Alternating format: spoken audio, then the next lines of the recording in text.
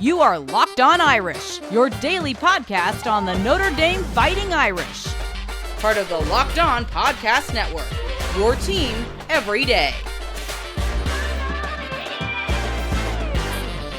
What's up, Wolfpack fans? What's up, Irish fans? Welcome to this special crossover episode today, where we will be breaking down Saturday's matchup between the NC State Wolfpack and the 10th ranked Notre Dame Fighting Irish. Locked On podcasts are free and available wherever you get your podcast and on YouTube, part of the Locked On Podcast Network, your team every day. Today's opening sponsor is Gametime. Download the Gametime app, create an account, and use code LOCKEDONCollege for $20 off your first purchase. We welcome in Tyler Wojciak of Locked On Irish to break down this 2-0 start for Notre Dame and also what to expect here this weekend in Raleigh for the marquee matchup. Welcome, Tyler. Thank you guys for having me. Excited to do this. It feels like the college football season is officially starting this week, and a crossover episode is a good way to get it rolling. Yeah, I kind of want to get into that because, unofficially, it is kind of the first week of the year for the Irish. Of course, they are 2-0. They've benefited from, I guess, maybe a cupcake schedule in their first two games, but not to say they haven't looked impressive in doing so. Sam Hartman has been virtually everything as advertised. The offense has been rolling. The defense has been stiff. The last time these two teams faced each other was in 2017. That was the game that we saw Josh Adams run all over NC State, over 200 yards on the ground, and the Irish literally ran away with a 35-14 victory. But the year before that, NC State fans still cling to this as one of our most storied victories. That was the Hurricane game in 2016 here in Raleigh, an absolute mud bath that was highlighted by the block punt to effectively seal the deal for the Wolfpack. We're hoping to avoid another hurricane here in 2023. Of course, it's been rumored that there could potentially be one on the way. Hopefully clear skies on Saturday. But getting straight into this matchup here, Tyler, we're going to start with breaking down the Notre Dame Fighting Irish. And I guess I'll start here with quarterback Sam Hartman. Transferred in from Wake Forest. He's been one of the top QBs out of the portal joining Notre Dame. Marcus Freeman has gotten off to a quick 2-0 start here for Notre Dame. What has kind of jumped off the page to you? What's been the most impressive points in your first two games thus far? Well, let's get the caveats out of the way. You already mentioned it, 2-0, but the two games that Notre Dame has played so far has not been against the most stout competition in the world. The season opener against Navy, usually that Navy game is pretty tough. It was not this year. Notre Dame just rolled all over them. And then Tennessee State was the first time Notre Dame had ever played an FCS school. So that doesn't really count either. But all that aside, if you were to draw up a better way for this season to start, then I have a hard time imagining it because it really has been nearly perfect. Sam Hartman leads the way. It's been a long time since Notre Dame has had a quarterback of his caliber. I would say probably since Jimmy Clausen, at least as a passer, in terms of like the superstar nature that Sam Hartman is sort of building right now. That hasn't happened really since Brady Quinn way back in 2006. So that's been the biggest thing by far. It's the thing that the fan base is most excited about because it's always kind of felt like even during Notre Dame's best years, like 2018, when they went undefeated in the regular season, 2020, same deal. And even 2012, those are really great teams. They lacked a true elite level quarterback. And I loved Ian Book. I thought he was great. He was a really good college football player, the winningest quarterback in Notre Dame history. But when it came time to play against the big boys, like he just wasn't at that level. He wasn't going to win you games. Like you weren't going to win because of Ian Book. And I think it's a little bit different story with Sam Hartman. Yeah. And I want to say, looking at Sam Hartman, we've seen him play against some high level defenses before coming in to Notre Dame. And I think that's the biggest difference between him and most of the quarterbacks who came out of the portal, right? You saw a lot of quarterbacks who went in, especially last year. If you want to stick in the ACC, you've got, since technically Notre Dame is a full voting member, which I have my feelings about. But do we have a full vote? I think we only have a half. Technically speaking, Notre Dame has a full vote in terms of realignment and all that good stuff. Y'all have a full vote, which, I'll save my feelings for that for another time. We'll save that for another time. Understandable. But in all seriousness, he's one of the few quarterbacks that has played a lot of good football. If you look at Tony Muskett, for example, the new starter at UVA, he played at Monmouth. He didn't, he didn't play anywhere too special. The first quarterback that NC State played this year in UConn in Fagnano, he played at Maine. He didn't play any high level, any FBS opponents, or at least play a good chunk of FBS opponents before coming in here. And that's the difference with Hartman. You've seen him against the best defenses in the nation. You've seen him against the best defensive backs, best pass rush that you'll see, that best pass rush that college can buy more or less with NIL now. But you've seen him go against that before, and he's looked good, and he's held steady so far at Notre Dame. Yeah, I know that I'm supposed to ask you guys questions in the second segment, but I'll ask you one right now. Are either of you afraid of Sam Hartman? No. Probably not. I don't blame you. Like, I've watched those 3 games. He's 1-2 against NC State in the past. So it's going to be really interesting for Notre Dame fans who, if they've only watched these 2 games from Hartman so far this season, they think he's as good of a quarterback as there is in college football. We all know that Sam Hartman at Wake Forest had some extreme highs and extreme lows, and some of those lows came against NC State. Now, granted, it's a much different situation for him at Notre Dame than it ever was at Wake Forest. And I asked that because I know that Notre Dame is not going to take this game lightly because of what Sam Hartman has dealt with going up against NC State. I watched that game last year. He did throw 3 picks. Granted, he did also throw the ball 48 times in that game. And I think Wake Forest's rushing attack helped him out by getting 17 total rushing yards on 25 attempts. So he's really had to put the team on his back, or he had to, at least when he was at Wake Forest. I don't think that's going to be the case now, but it's really his first big test and really the team's test. But it's going to be interesting to see Sam Hartman going up against quality competition like NC State.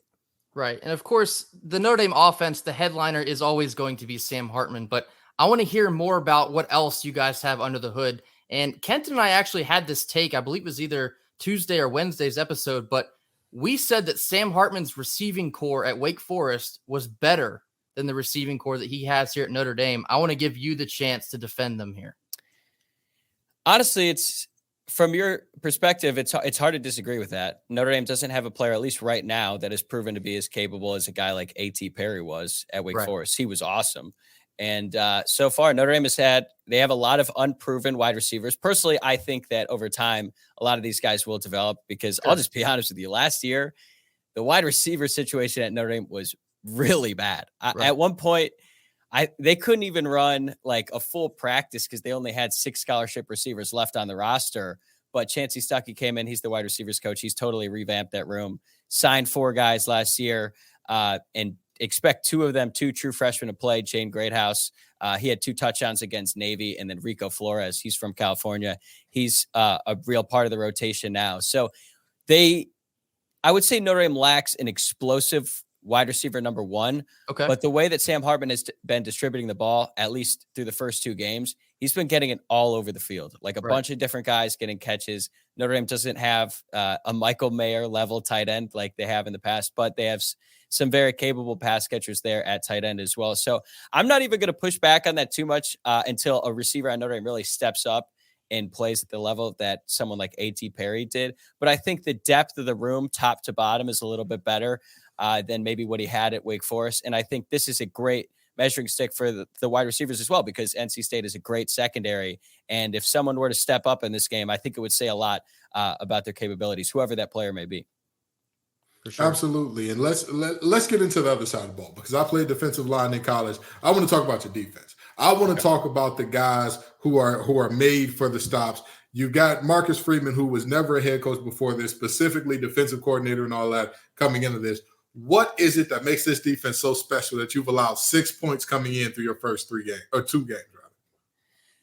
So honestly, I think the best position group on the defense hasn't really even had a chance to showcase itself yet, because I think Notre Dame's cornerbacks, that duo between Benjamin Morris and Cam Hart, is exceptional. But when you're playing Navy, they don't really get to do a lot at cornerback. Right. Sure. And even at safety, they're in there to tackle. So you can't really take too much from that game from the defensive side of the ball, because they're going up against the triple option. So far, it's really been the linebackers. Notre Dame has a really experienced group of linebackers. They're 3 fifth-year seniors in J.D. Bertrand, Maris Leofau, and Jack Kaiser. I think they've played so much football at the college level, and they've been really stout so far. And one thing that's great about having 3 veteran guys at the position is Notre Dame has played Navy and Tennessee State both in their season openers, and Al Golden, the defensive coordinator, has said that both teams showed some exotic looks, something that they had never seen before on film. But Al Golden was able to adjust on the fly mid-game, and certainly it helps when you have those veteran linebackers who are able to recognize that and then execute the adjustments in the game. So far this season, I think the most impressive group has been the linebackers, but in this game against NC State, I'm really excited to watch the quarterbacks because I think it's their first real chance to shine. Good deal. All right. Alrighty, So fair enough. last Notre Dame question here, and I want to jump back to the offense here briefly because I do think ultimately this will likely be the deciding factor in the game. I want to talk about Audric Estime. Okay. He has been a bull in a china shop here these first two games for the Irish. What can you expect now facing, I guess, I don't want to say a real defense. What do you expect from Estime in this game facing an NC State defense that really prides itself on run defense? What are you looking for there? A lot more carries from him than we've seen so far this season because Notre Dame has been rotating a lot at running back. And I think part of that is because they're conserving Estime, not just for this game, but all season long because he's such a big guy, because he absorbs so much contact. But he is just a massive dude. He's listed at like 227 pounds. He looks way bigger. He looks bigger than most linebackers. And there's not like an ounce of body fat on him. So he leads the country with 16 forced missed tackles so far this season. He averages over 5 yards after contact. So I know that NC State was really good at stopping the run last year. And I think that Notre Dame's identity is all about their physicality, and who better to sort of lead that charge than a guy like Audric Estime, who is built like a bull. So I expect him to get more carries in this game than he has all season. Like I said, they've been rotating a lot. They've been sort of conserving him to an extent, but I expect them to really lean on him in this game and try to set the tone, not just for this game, but potentially the season going forward. No doubt. Well, in just a minute here, we're going to basically flip chairs. Tyler will interview Kent and I about what to look for during NC State. But first, a word from our sponsor. Our first sponsor today is LinkedIn. These days, every new potential hire can feel like a high-stakes wager for your small business. You want to be 100% certain that you have the best access to the best qualified candidates available. That's why you have to check out LinkedIn Jobs. LinkedIn Jobs helps find the right people for your team faster and for free. Just add your job with the purple hashtag hiring frame to your LinkedIn profile to spread the word that you are hiring. These simple tools like screening questions to make it easy to focus on candidates with just the right skills and experience so you can quickly prioritize who you would like to interview and hire. It's why small businesses rate LinkedIn Jobs #1 in delivering quality hires versus leading competitors. LinkedIn Jobs helps you find the qualified candidates you want to talk to faster and for free. Post your job for free at linkedin.com/lockedoncollege. That's linkedin.com/lockedoncollege to post your job for free. Terms and conditions apply. Okay, we've talked a lot about the Notre Dame side of things. I'm excited to hear about NC State and the challenge that they'll present to Notre Dame this weekend. And we've talked a lot about Sam Hartman, but we haven't really talked a lot about Brennan Armstrong, the transfer quarterback from Virginia. This will be his second start for NC State, and I'm not sure. I guess we'll start there. Ken, what do you take away from the UConn season opener, and how do you think that'll translate into this game, specifically for Brennan Armstrong? Brennan Armstrong isn't afraid to put his body on the line. We knew that already coming in, but when you think about a fifth-year guy, when you think about a guy that's protecting his NFL draft stock and all that, you normally think to yourself, oh, this is a guy that doesn't want to take hits. He's going to be real averse with how he puts with the situation he puts himself in. Brennan Armstrong don't care. The man is the Jeff Hardy of college football. He is going off the top rope every single time if that's what he feels like the team needs to win.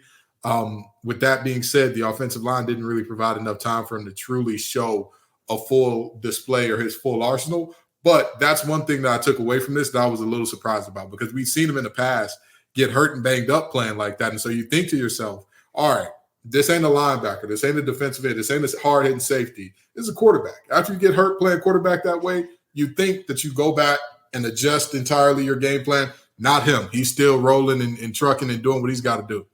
And hey, that's part of the reason why I really liked him, especially when he's at Virginia in that 2021 season. I mean, the dude is a dog. But you're right. Sometimes when you play like that, it can catch up to you. And he actually missed the game against Notre Dame in 2021 while he was at Virginia because he was dealing with injuries. And Grayson, that season in 2021 for Armstrong compared to what he did in 2022, it's like two different players. I almost refuse to believe that it was the same player at quarterback. Now he's obviously reunited with Robert Anae, the offensive coordinator at NC State. What have they said, both Anai and Armstrong, about their reunion and how Armstrong could build off last season and sort of return to that 2021 form? Yeah, they both kind of laughed and said it was a bit funny seeing each other, wearing red in a different building. It was kind of a familiar yet unfamiliar feeling, but I've been very interested to see how they were going to interact here in this new spot. But I've really liked how Coach Anai has just explained that, Brennan has come in, he's worked hard, he's put his head down, he's earned the trust and respect of all of his teammates. And that is why you're seeing him QB1. That's why he's leading this team. And, the selling point for a lot of NC State fans are, okay, well, we saw what you guys did in 2021. Now you bring that over here because we want some of that too. And yeah, you mentioned Brennan's 2022 season. UVA was just a mess. There's really no other way to phrase it last year. Brennan just never looked anything like he did in 2021. And so NC State is desperately trying to get 2021 Brennan here in 2023. And kind of mirroring what Kenton said there, we didn't really get to see much of that in our opener against UConn. I think the O-line struggled a bit too much to be explosive down the field. That's been a focus here in practice this week, is figuring out how to buy Brennan more time so that he can attack down the field this week. But it's been very interesting to have these two here. It kind of felt like a package deal when Anai was first and then Brennan announced that he would transfer. But we've been very excited to see all of the things. Didn't really get to see a whole lot of it in week one, but hey, if it happens this week against Notre Dame, we welcome it with open arms. Yeah, I want to talk about the NC State offensive line. Kenton, you said you were a defensive lineman and that's your specialty, so I'd love to hear from you. What was NC State's biggest problem on the offensive line in that season opener against UConn? Just losing one-on-ones. The other guy from across the ball was consistently better than him. It's hard to nail down one thing because I don't think that it was a situation where UConn was throwing a bunch of exotic blitzes and it was like, oh man, there's no way to block that. That's just, or, we looked woefully underprepared in terms of scheme. It was literally UConn's lining up. They're going 4 across the board and they're saying, hey, my guy's going to be better than your guy. How about it? And NC State didn't have an answer many times, which is very concerning because, again, I can deal with being out-schemed or deal with, hey, they're overloading one side and everybody on that side is dropping it. The pressure is really coming from where everybody looks like they're about 5 yards off. Sure, I'll live with that, but being beat in one-on-one matchups is a little more concerning because that's harder to correct. And that's, more problematic. But also, these are 18 to 23-year-olds, right? Like everybody on this pod right now is outside of COVID year and 8th year seniors. We're not looking at you, Rosner. Everybody on this podcast is too old to be playing college ball. So, I don't expect 18 to 23-year-olds to be their best selves every single week. Yeah, especially in the season opener too. And I'm guessing the atmosphere this Saturday in Raleigh is just going to be a little bit more intense than what NC State was dealing with in East Hartford, Connecticut. But I actually want to talk about the atmosphere because I've never been to Raleigh. I've heard great things about Carter-Finley Stadium and the atmosphere there. So, Grayson, what can Notre Dame expect heading in? And even though they're playing a noon game, what can they expect from that atmosphere and how much is the crowd going to be a factor? I will say the only detractor is that it's a noon game, but regardless, it will be loud. It will be a madhouse. NC State fans every year chomp at the bit for this season opener. And, arguably one of our bigger opponents all year is slotted for that opening game.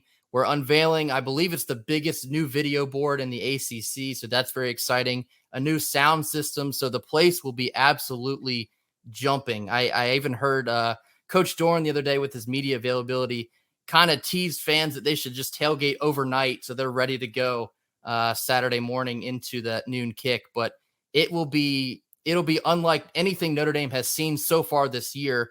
Of course, the atmosphere out in Ireland was very cool to see, but it just will not be the same as a Carter-Finley on a Saturday afternoon. No, and I was at that game in Ireland. It was a home game, even though it was in Dublin, Ireland. It felt like a home atmosphere. So it'll be really interesting to see how Notre Dame holds up, because I feel like you don't really learn a lot about your team until you go on the road and you play in a hostile environment. Absolutely. And you deal with some adversity. And I expect Notre Dame to deal with some adversity this weekend. And the Irish were at home in Ireland. I know. Crazy concept, right? I'm confused. Exactly. They said there's like 39,000 people who made the trip, and it felt like 38,000 of those people were Notre Dame fans. So this is their first true road game. It's going to be a really cool experience for the entire team, and it'll be a giant test for them. But part of that test is going to come courtesy of Tony Gibson, the NC State defense. We talked a little bit about the very beginning about how Sam Hartman has been interception prone against NC State. What did NC State do defensively to force those turnovers, and what could they do this Saturday to try to replicate those? I'll go to you, Ken. I'll say this. I think that what they did last time to force those interceptions, they did the opposite of what you would expect. Sam Hartman is used to seeing NC State bring the house and say, you know what? If y'all beat us one-on-one, you'll beat us one-on-one, and we'll live with that. At multiple points in last year's game, I'm glad I'm bald because I would have pulled out hair if I had any, because I'm saying, why are we dropping 8? Why are we dropping? Oh, there's an interception. Okay, well, maybe that Gibson guy is a knower of ball, but seriously, that's probably what they did. I mean, there was a lot of the passing lanes just were non-existent. The passing lanes were just non-existent, and the reality is very simple. When you can stop the run with only 4 to 5 in the box, at that point in time, stopping the pass becomes way easier because you have more bodies to commit to the passing game, which again, NC State by and large last year, if you look at our blitz percentage or look at our percentage of dropping 8, that was by far our highest game.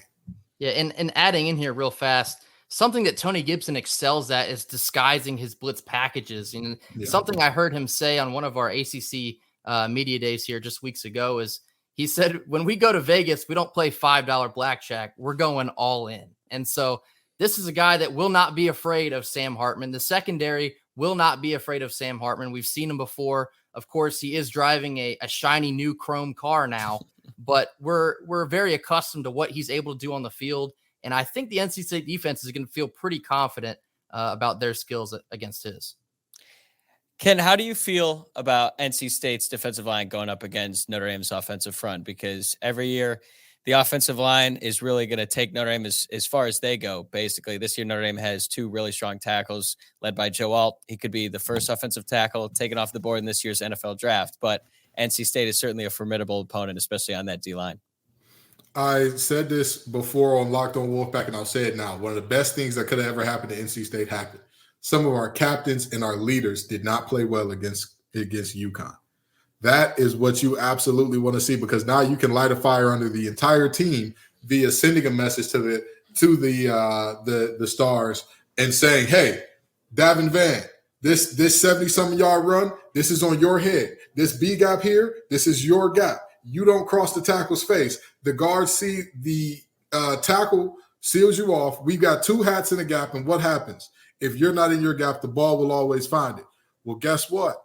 This week, if you do that, Joe Alt is going to have a field day. Estime is going to have a field day.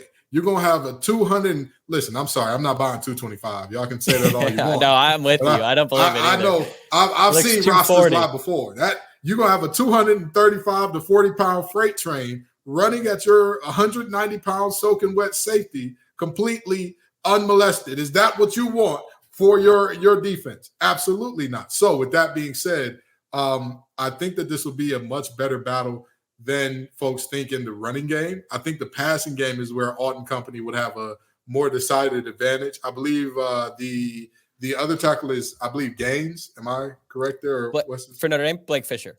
Blake Fisher, that's his name.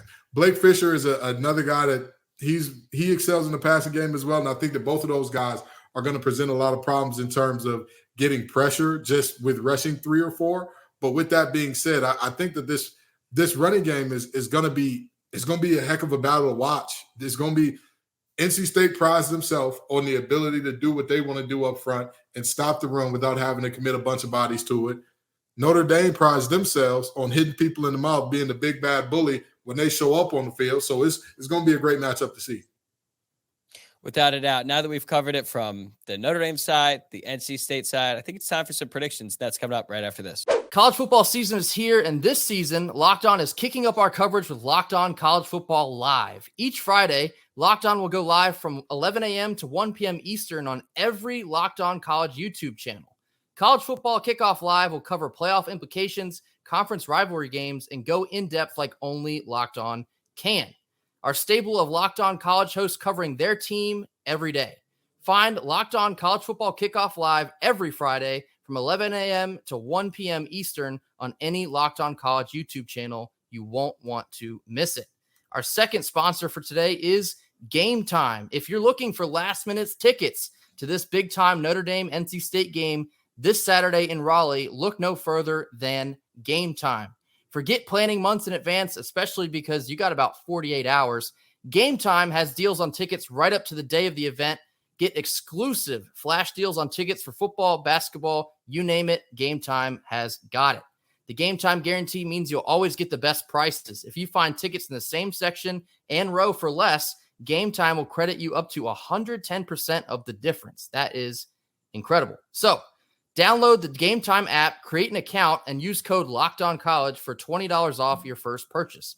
Terms apply. And again, create an account, use redeem code LOCKEDONCollege for $20 off. Download Gametime today. Last minute tickets, lowest price guaranteed. All right, now we're going to be closing out this crossover episode with some predictions. So Tyler, we will start with you. If NC State is able to pull off this upset, fill in the blank for me, what happens? I think they caused a lot of turnovers. I think they forced Sam Hartman into the Sam Hartman of old, and he got a little erratic. But honestly, in order for that to happen, they're probably going to have to contain the run game. I don't know if you're going to be able to completely stop Notre Dame from running the ball, but if you get Notre Dame, if you stuff them on some first and second downs and you force Notre Dame into some third and longs, and like we've talked about a lot in this podcast already, Notre Dame hasn't really had a real proven wide receiver step up this season when it really matters. So if you're able to stop the run and contain it to an extent and force Sam Hartman into some throws that, frankly, he doesn't really want to make, create some havoc plays, create some turnovers, then Notre Dame could be in a situation late in the fourth quarter where they're in a hostile environment, their backs against the ball. And up to this point, we haven't seen what Notre Dame can do in that situation just because the situation hasn't presented itself. So if NC State is able to force some turnovers, I think this game could go down to the wire. Certainly hoping so. Of course, like we mentioned, Sam Hartman has been a bit turnover prone facing NC State, but we're going to have to see if his new situation produces some different results for him. Yeah, and I absolutely agree with the turnover bit, because I'll tell you this much. Not only is it the turnovers that I think would be important here in terms of who wins that battle, but just if this game is exciting, I think that plays to NC State's hands a lot, because when you think of an exciting game, you think of what? Ton of big plays being hit all over the place. And when you think of which team has the better big play capability at the moment, you probably say NC State in this matchup as we know it. Yeah, and you mentioned the explosive plays that NC State lacked against UConn. You might not need that many if you're causing turnovers and getting the ball in short field and giving your offense not that far to go in order to score some points. But right. Kenton, I'll flip it back to you. Notre Dame wins this game if blank. Notre Dame wins this game if they make it boring. I just talked about being exciting and hitting all the big plays. If Notre Dame is able to make this a hard to watch, we're going to get 6.5 yards per carry, nothing sexy, just straight power football. Hey, we're going to gap football. This is right where we're running. Aim off the outside leg of the guard, inside leg of the tackle, and make something shake. If they're able to do that up and down the field and make this thing very unexciting and uneventful, Notre Dame's going to win this game. That I have no doubt in my mind about that. Now, if NC State can make this thing exciting, that's a different story. But if Notre Dame gets the game that they want, which is nice and slow and boring, and we're going to control the clock, and we're going to keep our defense fresh and all that, then Notre Dame wins this thing easily. All right, Grayson, what about you? Yeah, I kind of want to echo Kenton here. I believe Notre Dame will win if they can successfully play bully ball. You know, we hear a lot about the physicality on both sides of the ball, the strength in the offensive line. The defensive line is going to be going up against an offensive line, NC State, that had some rough sledding in week one. So if Notre Dame is able to control the line of scrimmage like they have been accustomed to doing so far this year, then yeah, I think they very well could make it a boring game. And if you get the crowd out of it early, if you get, NC State playing from behind, it could get ugly, unfortunately. But I'm still expecting a pretty decent game for at least 3 quarters, hopefully. But I think if Notre Dame's going to win this game, they're just going to come in and out physical NC State. Yeah, that's sort of the team's identity. That's been sort of the mantra all throughout fall camp. I heard plenty about how Notre Dame's practices were some of the most physical and tenacious practices that they've seen in a long time. And sometimes when you hear that coming out of camp, it's like, it feels like lip service, but then we started to see it on the field on Saturdays. And even though they were playing Navy and Tennessee State, it's a physical group on both sides of the ball. So this will be their first chance to really establish that identity going up against a team who's actually quality. So we've talked a little bit about what it's going to take for either team to win. I think it's time we get to some predictions. Kenton, you want to give me a final score and maybe what happened? This is tough because I hate to say this, but I'm going to sound like the head coach from FDU. The more that I watch this Notre Dame team, the more I think NC State can beat this team. The more I watch, the more I think, hold on now, if Tennessee State can keep this thing close and can sustain the drive here, I don't know why NC State wouldn't be able to. But with that being said, I don't know if we can hold up against the run for 4 quarters while also breaking in some new linebackers who played a good amount of ball, but this isn't the senior-laden, extremely experienced, everybody was at least 4 years in the program group of guys we had last year. And gap discipline was a problem last week, but the only positive about that is Notre Dame doesn't run a ton of zone. They're a power gap scheme, which means you know where it's coming. You know it's downhill, maybe bounce outside. You know the place is going to be. So I think that Notre Dame wins a close one, 24-21. All right, Grayson, what do you think? All right. Yeah. So, I mean, my concerns here are still with the physicality. I'm a bit concerned that Notre Dame will essentially bully us into submission. Kent and I gave our season predictions for NC State about a week ago. We both actually predicted that Notre Dame wins this game. Despite a week of, drumming up my best optimism, I'm still going to pick the Irish here. I think they're going to essentially run away with it late. I think they're just going to control the line of scrimmage for most of the game. And I don't necessarily think they'll win because of Sam Hartman, but I think you're going to see, somebody driving a nicer car than what he previously was. So I have Notre Dame by a score of 31-16. Okay, so we're pretty close because I predicted on my show yesterday that Notre Dame would win 31-20. I think during the first half, this game is going to be pretty back and forth. But I think the reason that Notre Dame is going to pull away, especially in the second half, is, and it kind of goes back to Ken's point, I think Notre Dame is going to get things easier than NC State. I think NC State, and specifically Brennan Armstrong, he might break off some big plays, convert on some long third downs and things like that. Is the reason why NC State is able to stay in it. But as the game goes on, Notre Dame should be able to consistently get like 4 to 5 yards on the ground, quick passes that are easy first downs, and then they get into third and manageable, and then they're able to convert. Over the course of 4 quarters in a game, I think that's going to make it a lot easier for Notre Dame to pull away late. But I do expect this to be a battle for most of the game, and we're going to learn a lot about both of these teams one way or another. I'll say this. I said this about Duke and Clemson last week, and I'll say it again for this. Yes, I have Notre Dame, but this is not. Y'all both got a double-digit spread. I'm not necessarily sure if I go there. I'm not necessarily sure because these teams, it's the old saying that fighters don't make fights, styles make fights. This is a situation where the things that these teams do well and poorly perfectly match up with one another. NC State loves stopping the run with minimal amount of bodies in the box, but if they do decide, hey, let's commit some extra down there, then you're counting on Notre Dame being able to win on the perimeter where defensively, that's probably NC State's strength. And then if you look on the other side of the ball, when Tennessee State was able to sustain a drive and keep the ball away from Notre Dame, they did so because consistently now they were just finding guys open underneath. And as much as I like y'all cornerback duo, I do agree to that. And as senior-laden as that linebacking core is, it just seemed like in zone coverage, there just were times where guys weren't on the same page. And, Tennessee State, I believe their team name is the Tigers or something along those lines. Yeah. There were some Tigers. Yeah, there were some Tigers running wide open underneath. And I'll tell you this much. That was the main place that NC State made hay in the passing game last week. So if that is the case and KC is able to get a bunch of passes that are 5 and out, if you're able to get Julian Gray the ball a lot underneath and let him do his thing, don't be surprised if NC State fans, I don't know if they'd storm the field. They probably storm the field. Right? They would storm the field. Yeah, they don't be surprised if you see some folks standing on Tuffy having a party. This marquee matchup will begin at 12 p.m. Saturday on ABC. Of course, the spread is Notre Dame by about a touchdown. It's 7.5 at the moment. But that will do it for us here on this crossover episode. Tyler Wojciak of Locked On Irish. Thank you, Tyler, for hanging out with us, breaking down this big-time game on Saturday. We're looking forward to a great one. Me too, man. Can't wait.